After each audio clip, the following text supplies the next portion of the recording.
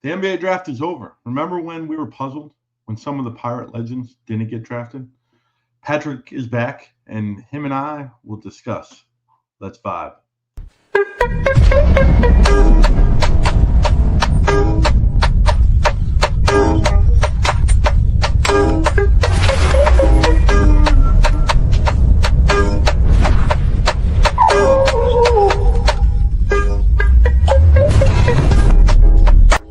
Welcome, everyone, to the latest and the greatest episode of Pirate Vibes. We have a banger for you tonight. Patrick and I have kind of worked on a new kind of layout, new show format, so let's see how this goes. As always, I'm joined by Patrick Madden from the Big East blog. How are you, Patrick? Bryan, I'm good. Man, I got to say, before we jump in, and I know I didn't plan you for it, your article's pretty good. Where on Seton Hall, like the detail and spot on all the way through. I look forward to reading more and more of your work as the season goes on, and everyone should go there. How can they find your articles? You can go to the Big East blog .com. You can also follow me on Twitter at the Sports JD. Usually my most recent stuff is pinned. And if you're watching the Big East, if you're watching us and because you just accidentally are looking for the hoops capital or Roll Jays, I'll keep writing stuff about Connecticut and Creighton. So keep follow for that stuff as well. And for the Holy Nova fans out there, I'm going to be doing an article about a topic near and dear to my heart, and that is Kevin Willard. Probably coming out either tomorrow or Friday or Monday. So sometime either right before you hear this or right after you hear this, I'm going to be going under the hood about Villanova. So keep your eyes out for that. Awesome. All right, the big news this week, obviously the NBA wrapped up, and we are on to the draft. First of all, I want to say, how crazy was that it's only 3 days? For some reason, in my mind, it was at least a week, but now it's 3 days. But the draft's getting wrapped up while we're recording this. No Seton Hall guys, obviously. I think we we knew there weren't going to be any Seton Hall guys. So now it's reached 4 years. Before we get into the topic, do you see a guy on this current roster that could be possibly an NBA draft? You could say I don't know, because we really don't know these guys.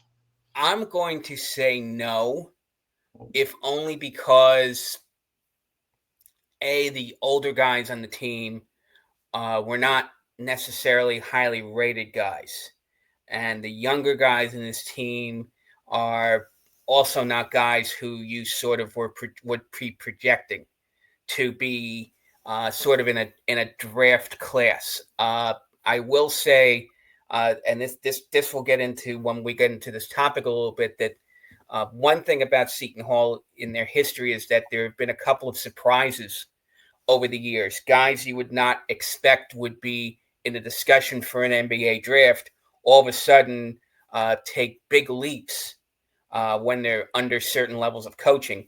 So in that sense, could somebody emerge? Could, let's say, a Bud Clark, if he can develop, let's say, a more consistent jump shot, could he be somebody who could get some pro eyes on him at some point? I mean, that's a possibility. But at this point, I'd probably say I think no is probably a good answer for now. But you never know with basketball. Yeah, you definitely don't. All right, so over the years, obviously, we've had a few Pirate legends that I felt kind of slighted, like they were disrespecting Seton Hall when they weren't drafted in their draft class. So we're going to kind of go back and forth of guys that we think were disrespected a little bit in their draft class. I'm going to let you go first, Patrick, since you're the guest in the nice casa. Well, or the one that the background gave me. The first name I gave you was Jared Rhodes. Now, the guys I was thinking about were guys who actually who have actually gotten to the league and sort of have stuck. Rhodes now been, Rhodes was picked up, I think, by Portland at first, and then Detroit and made his way onto the Detroit Pistons roster at some point. So he's someone who sort of had a wealth of skills, and was somebody, and we talked about this a couple of minutes ago, who was not really well thought of when he was getting out of high school. I think he was a 2 or 3 star guy, but he was the lower end of that. But he developed a tremendous offensive game, became a very good rebounder, and that's why he's hung around the NBA, whether it be the G League or getting a few minutes here or there on a real NBA club, because he's a versatile player. He's got a good enough jump shot to hang with people, and he's got good enough athleticism where he can be productive on an NBA roster. Yeah, you were just talking about that. So a lot of the second round guys are G League guys. They end up being in G League outside of the outstanding ones that develop. My take, if I was a NBA GM, I think I would go towards guys that excel in college than taking. And I guess I'm old school in this way. Like, I've seen them play against good competition, and I'm not disrespecting the competition in Europe, but instead of taking a flyer on some kid from Bulgaria, I'll take a kid that I saw play in the Big East and playing a tough competition all the time, and I know exactly what they're playing against. So that's the reason why I feel slighted a lot of times for that second round draft pick.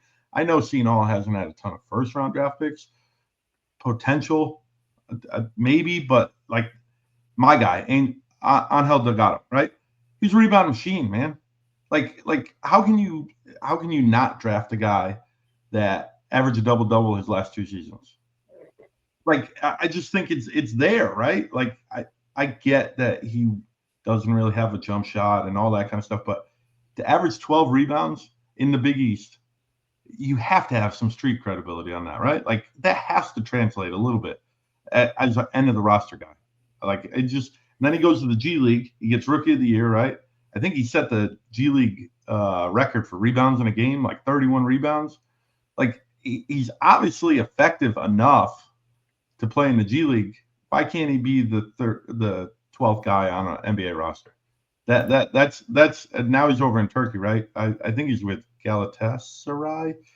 Yeah, he ended up someplace in Europe. I'm not exactly sure. I think, to your point about Delgado, unfortunately, he's sort of a player, if you look 20 years ago, would definitely have been at worst a backup when the NBA valued things from the center and the power forward position. They valued rebounding.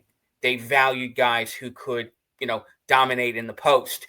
Now you look at the elite big men in the NBA, your Luka Doncic's, your Chet Holmgrens, players of that nature, and you need to have a more diverse offensive game.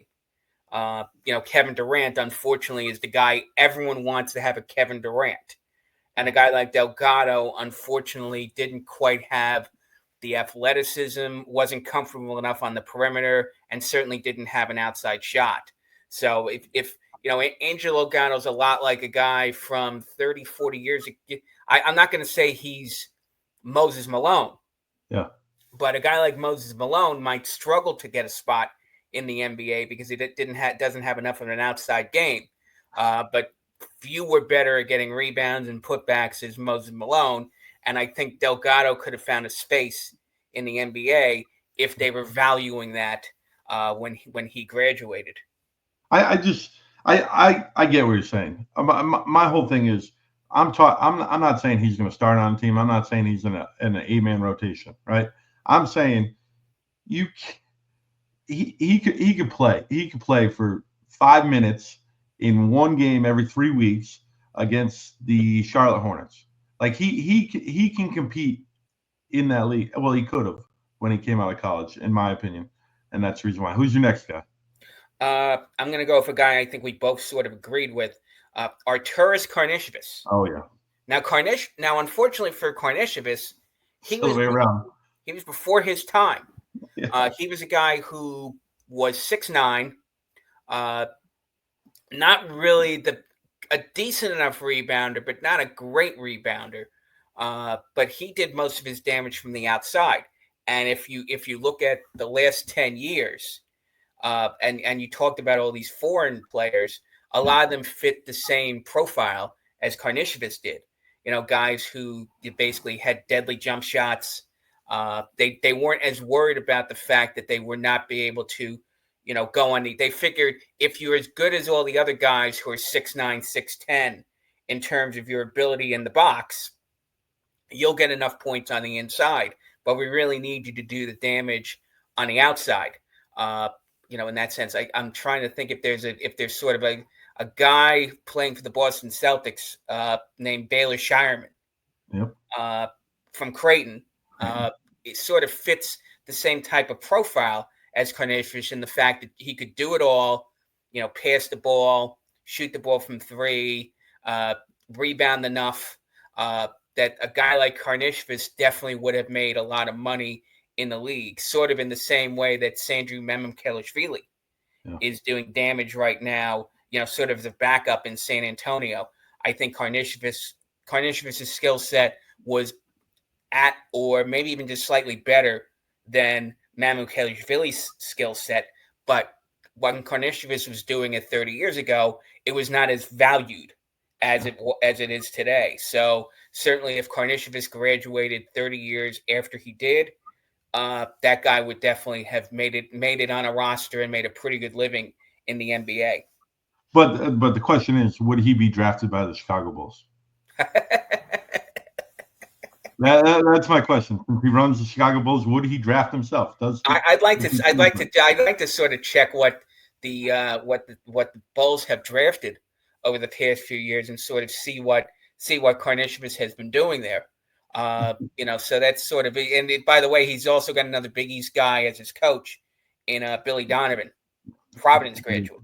Yeah, so, I not that, and they didn't play together, but it's just a whole, and he's also got an old Big East guy doing the radio call in St. John's, Bill Wennington.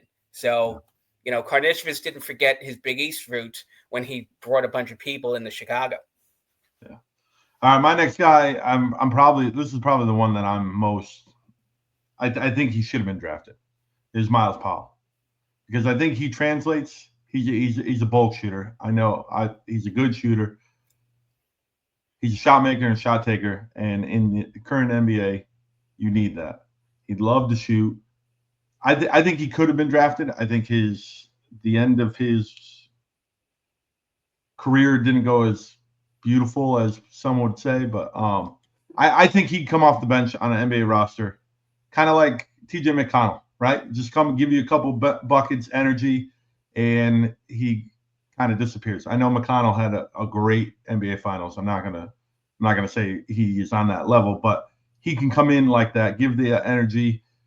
He draws fouls, right? The MVP is a free throw merchant, right? I think that's what the kids are calling him, like where he just gets fouled every time. SGA is.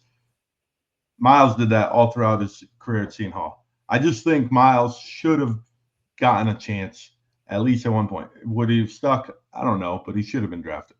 Well, he did get minutes in 2021, 2022 in Philadelphia. Yeah. And he did hang around the G League for 2 or 3 years and was similar to Delgado, very high level performer in the G League. I think to get to 2 points, one is if he was 6'4" the way Terry DeHare was, no doubt he would have been a first round draft pick. Because I think that his game and DeHare's game, I think he's even a step quicker than Terry DeHare was. Unfortunately, because DeHare was 6'4", teams were not as worried about his ability to play defense than they were about Powell's. And to get to comparison to McConnell, and this was something that Kevin Willard was worried about in Powell's senior season, and he let Powell run the point a lot in Powell's senior season because he was hoping that Powell would develop point guard skills, which would make him more versatile and more attractive. And I guess at some point the NBA just wasn't impressed, whereas McConnell was sort of always a shoot first point guard. And NBA teams weren't as worried about him developing passing skills and the ability to run an offense. They were when Powell came into. Then of course, then what happened was when Powell got to the G League, that whoever was coaching him in the G League said, "Hey, this guy can put up 30, 35 points a game.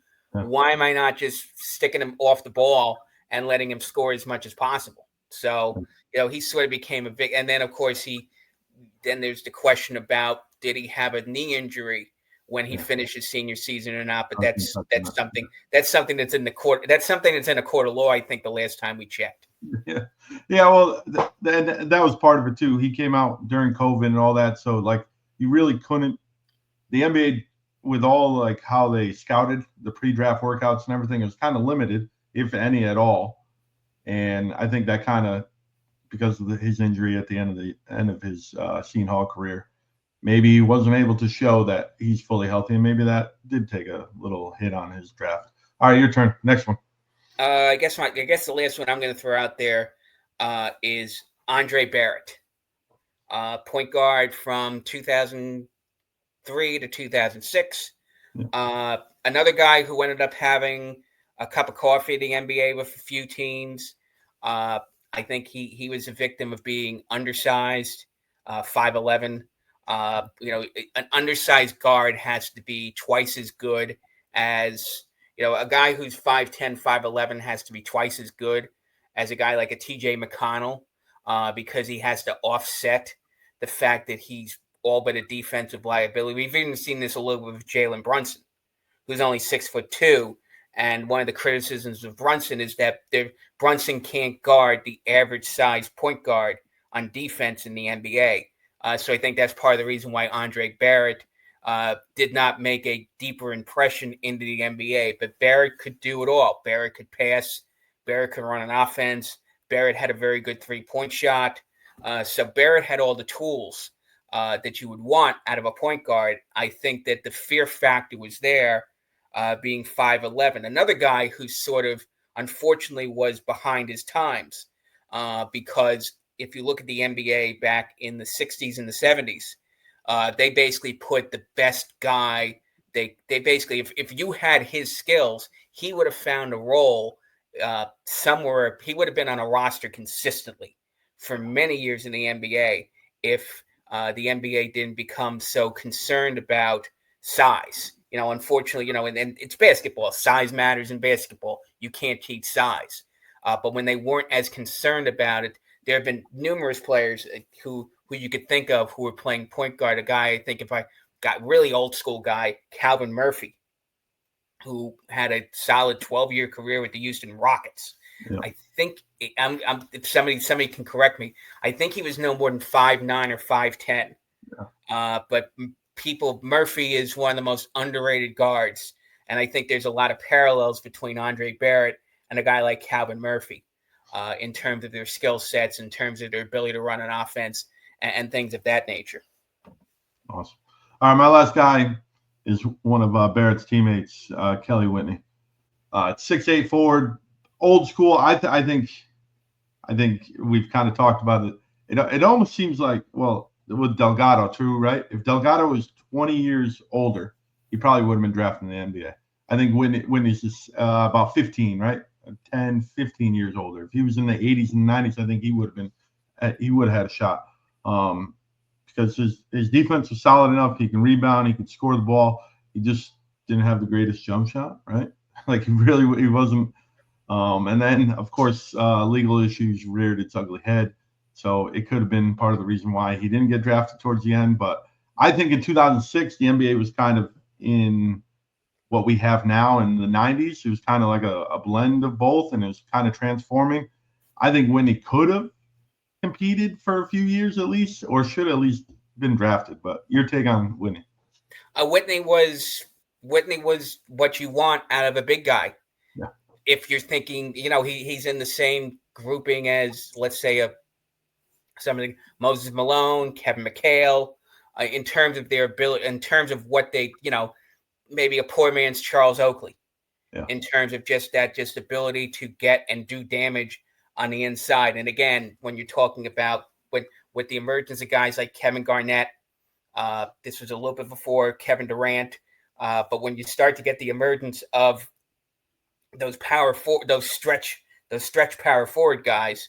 Whitney unfortunately never figured out how to stretch. Yeah. And again, part of it was that when Louis Orr was coaching him at Seton Hall, the way Louis Orr's mindset about the power forward, because he was one as well, and he had a decent run in the NBA. I mean, that's sort of, I mean, you look at Louis Orr and you look at Kelly Whitney, and you're like, if you had to pick one of these guys, you would pick Whitney over Louis Orr every day of the week. Yeah. This is no offense to the late Louis Orr, but the fact is that Orr at the time when he was in the league in the early 80s, his size was enough to do damage, and Whitney was every bit as big and he was more muscular than Louis Orr, but the way the game play changed, and a guy like Whitney sort of got left behind.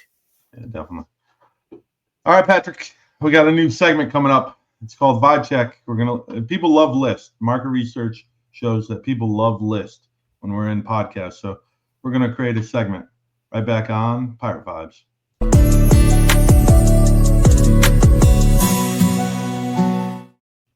Welcome back to Pirate Vibes on the Big East Energy Network, brought to you by Asabasa Spice. Want to make your food taste great? The taco seasoning, Patrick. I'm giving you a little hint. I know we talked a little bit before show, and you haven't tried it yet. You should try it. Use promo code BIGENERGY15 for 15% off your first order. But the taco, like growing up, I always grew up with the old El Paso, like just the generic, the taco kits and everything.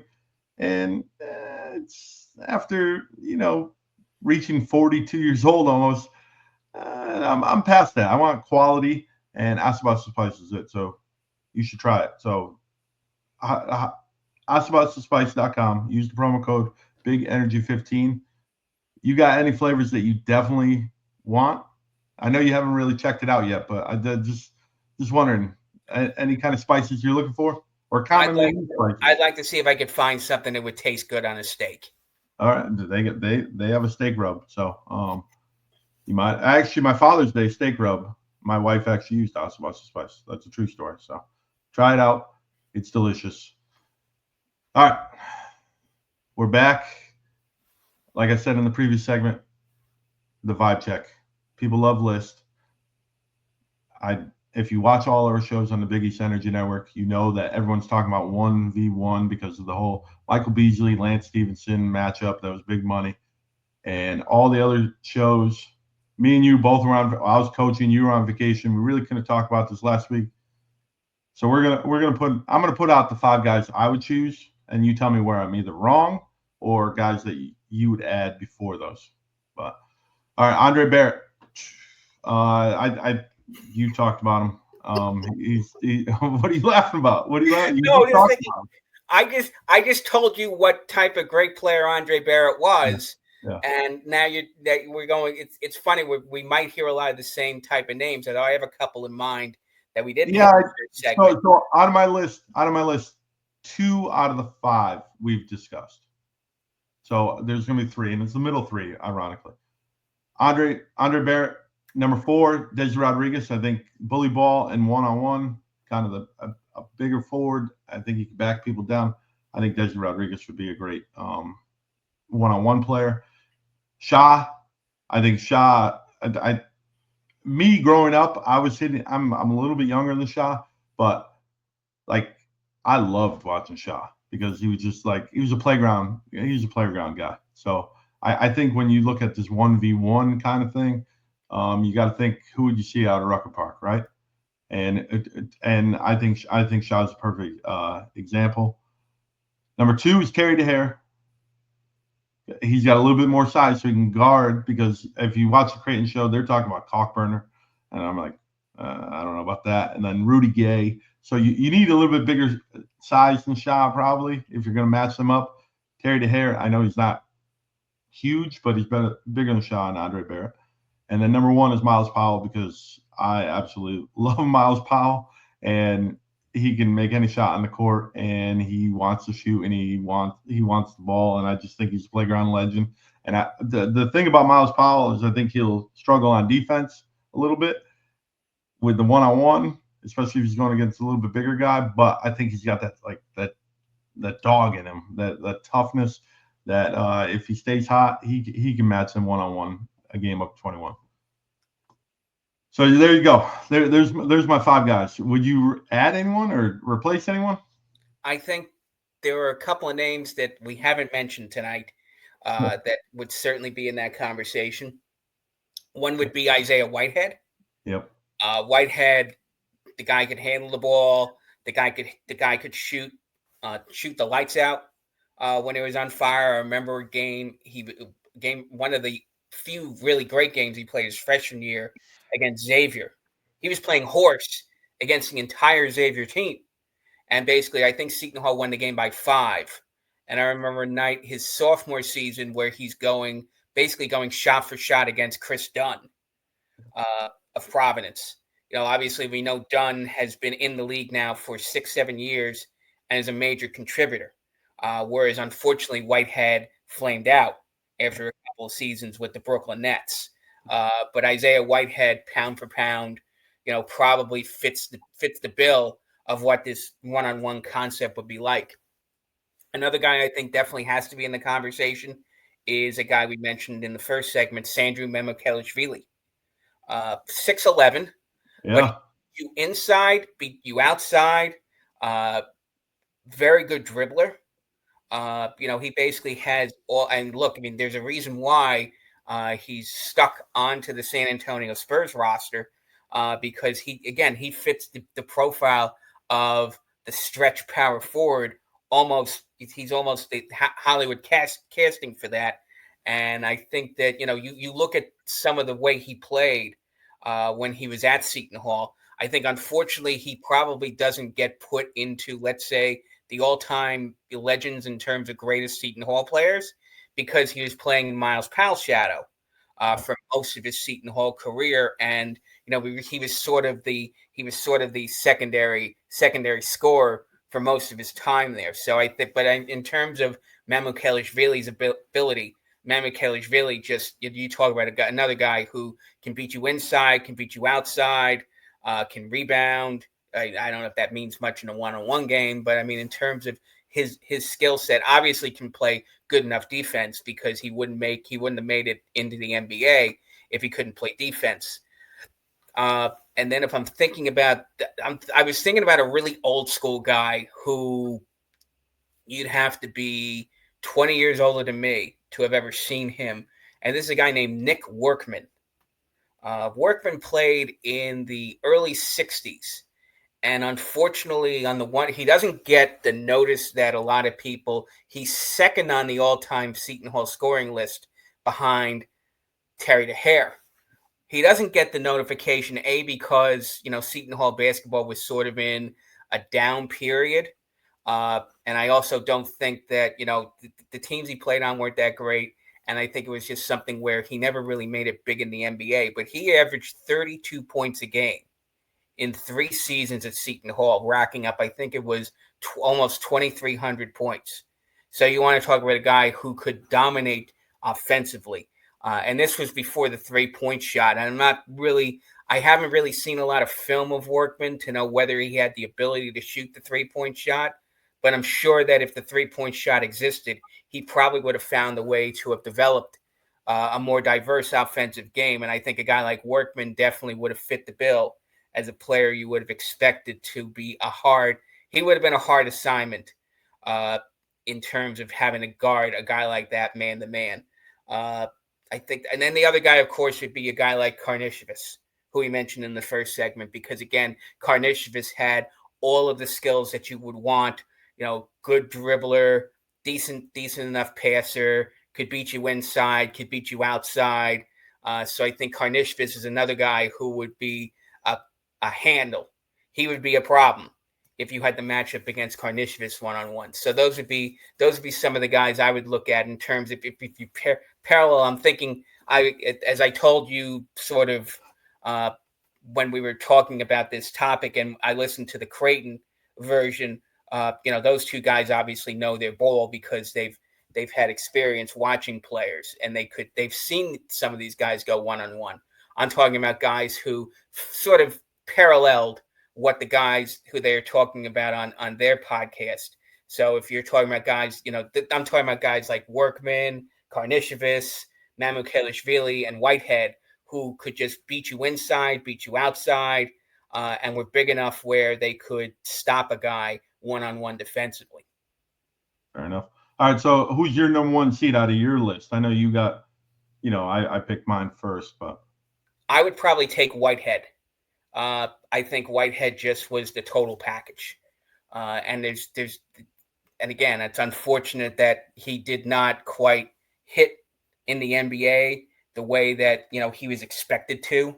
Yeah. But I think if anybody, Whitehead's the one guy I saw hit the court the first time who I knew was going to be a star.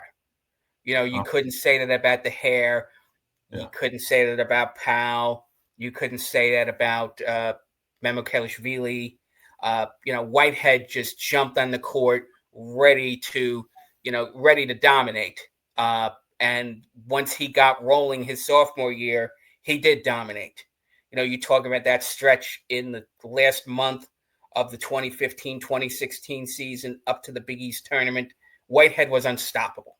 Yeah. So that's the reason why I would probably, if I had to have one Seton Hall guy in a one-on-one tournament, I'm taking Whitehead. I kind of agree now. Listening to your reasoning, I would add Whitehead to my list. But so there's the list. Like I said, research shows people love lists. When we come back, we got a new topic, our new segment. We're going to try this one out. It's called Trash to Treasure. You're locked into Pirate Vibes.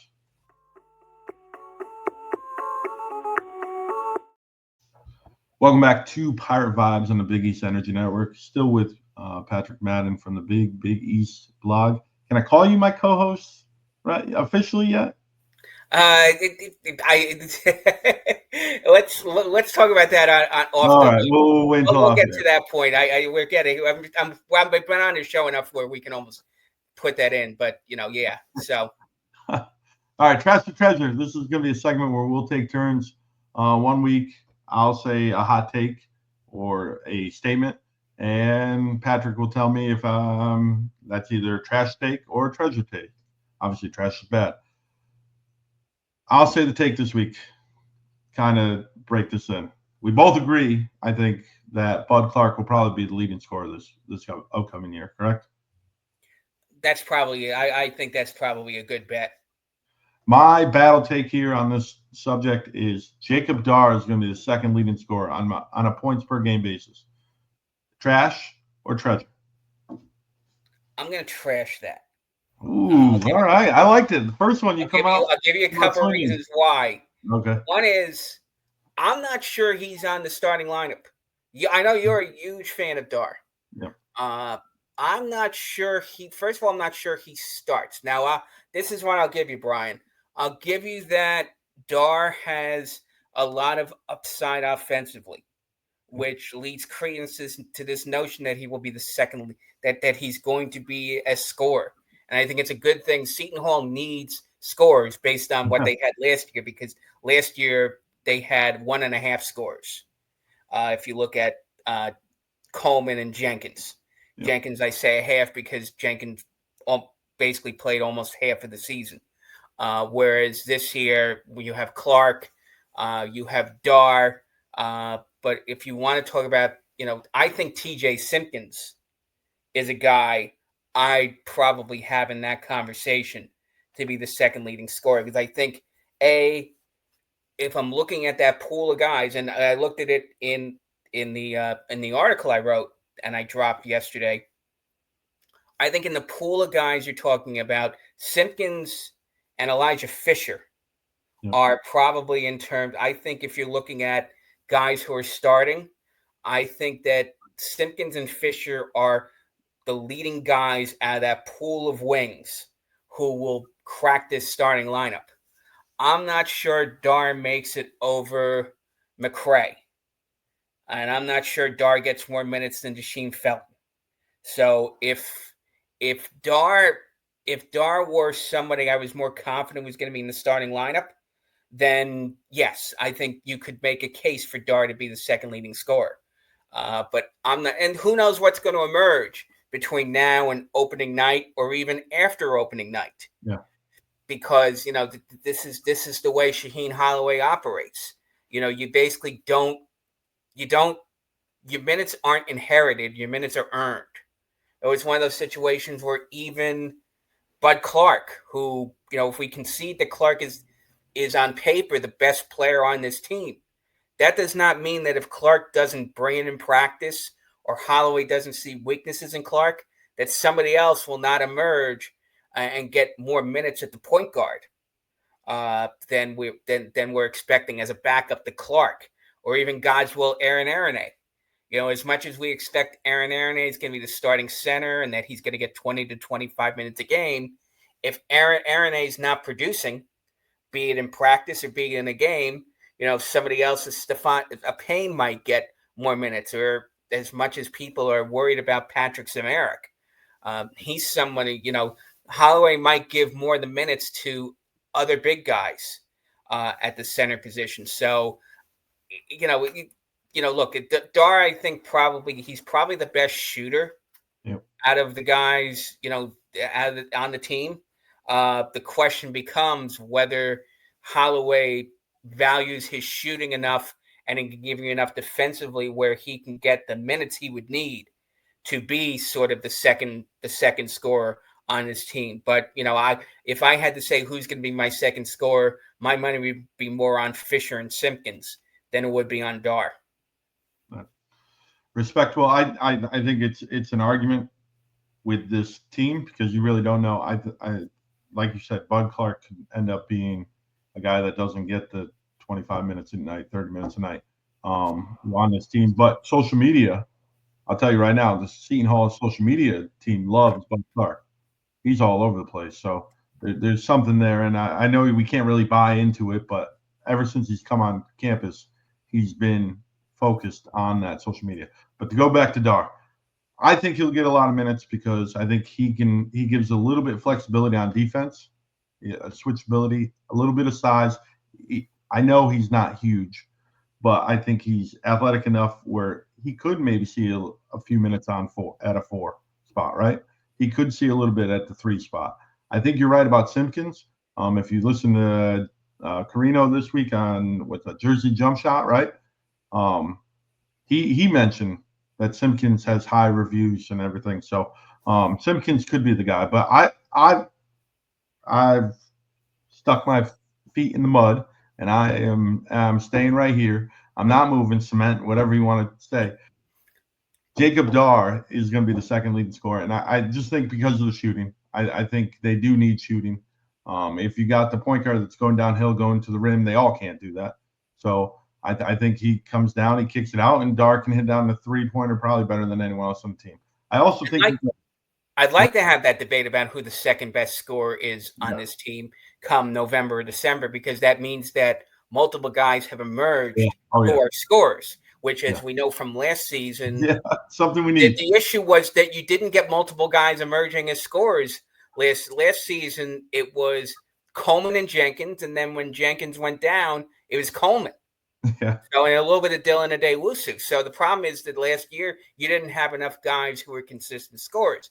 It'd be great if we had this debate and we could and guys like Dar, Simpkins, McCray, and Fisher were all contributing enough where it's like, okay, who's going to be the guy we have 3 or 4 guys who could put up points on any given night.